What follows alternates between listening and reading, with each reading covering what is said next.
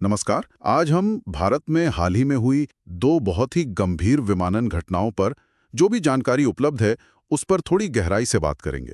नमस्कार। हाँ, एक तो अहमदाबाद में एयर इंडिया की उड़ान AI-171 का हादसा है। और दूसरी उत्तराखंड में केदारनाथ के पास एक हेलीकॉप्टर दुर्घटना। बिल्कुल। और ये दोनों मतलब काफी अलग तरह की चुनौतियां दिखाती हैं विमानन सुरक्षा को लेकर। हाँ, एक तरफ तो ये बड़ा मॉडर्न जेट लाइनर है हम्म। और दूसरी तरफ वो पहाड़ी इलाके में खराब मौसम में एक हेलीकॉप्टर क्रैश। सही कहा।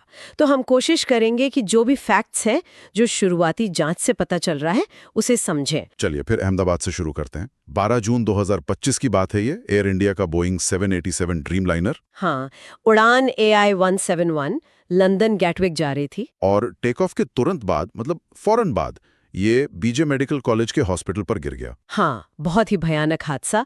जो आंकड़े आ रहे हैं, विमान में 241 लोग थे और जमीन पर भी कम से कम 38 लोगों की जान गई। ये तो बहुत बड़ा आंकड़ा है।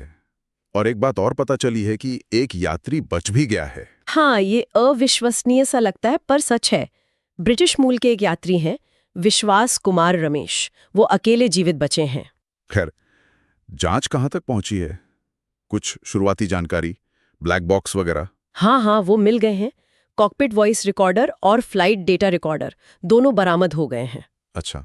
और DGCA मतलब हमारा सिविल एविएशन रेगुलेटर उनका विश्लेषण कर रहा है। हम्म। और जो बिल्कुल शुरुआती संकेत है वो डबल इंजन फेलियर या किसी बड़े इंजन खराबी की तरफ इशारा कर रहे हैं, वो भी टेक ऑफ के सिर्फ 30 सेकंड के अंदर। दोनों इंजन एक साथ ड्रीमलाइनर जैसे नए विमान पर? हाँ, यही चौंकाने वाली बात है।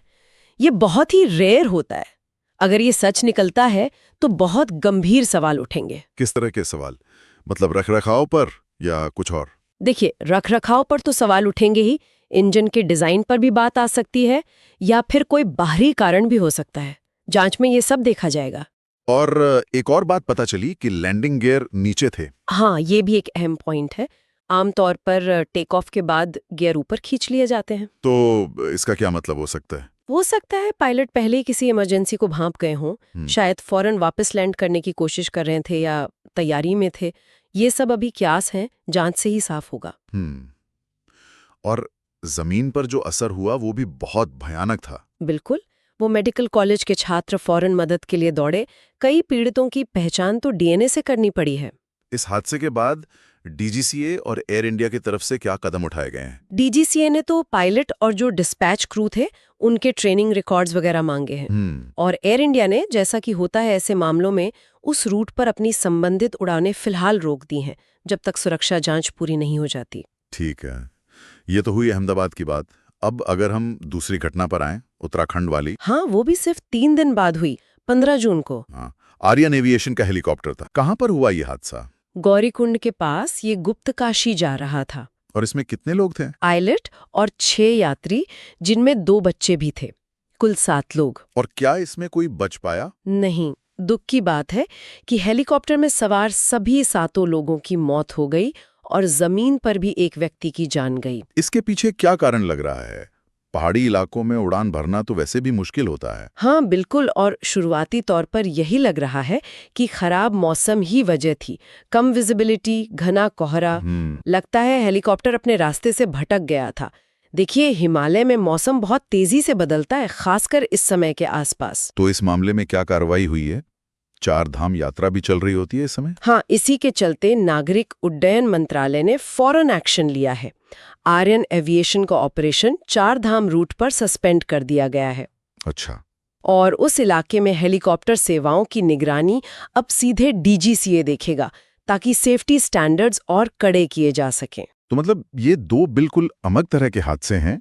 एक तरफ एक बड़े एयरलाइनर का शायद तकनीकी फेलियर। हाँ, और दूसरी तरफ एक छोटे ऑपरेटर का हेलीकॉप्टर, जहां मौसम और शायद ऑपरेशनल मुद्दे ज्यादा हावी लग रहे हैं। दोनों ही मामलों में जांच तो चली रही होगी। बिल्कुल, गहन जांच चल रही है। आगे देखने वाली बात होगी कि AI-171 के ब्लैक बॉक्स से क्या निकलता है, पायलट ट्रेनिंग रिकॉर्ड्स क्या बताते हैं। और उत्तराखंड वाले मामले में मौसम की फाइनल रिपोर्ट और जो ऑपरेशनल प्रक्रियाएं थी उनकी जांच। सही कहा। ये घटनाएं हमें सोचने पर मजबूर करती हैं किस बारे में? कि देखिए, बड़ी कमर्शियल एयरलाइनों की सुरक्षा चुनौतियां अलग होती हैं और जो छोटे ऑपरेटर मुश्किल इलाकों में काम करते हैं उनकी चुनौतियां बिल्कुल अलग। हाँ, ये बात तो है। और क्या इन दोनों अलग अलग दिखने वाली घटनाओं से कोई ऐसा सबक है जो हम सब के लिए, मतलब पूरे एविएशन सेक्टर की सेफ्टी को बेहतर बनाने के लिए सीख सकते हैं? ये एक अहम सवाल है। बिल्कुल, इस पर आगे भी नजर बनाए रखनी होगी। आज इस चर्चा के लिए धन्यवाद। धन्यवाद।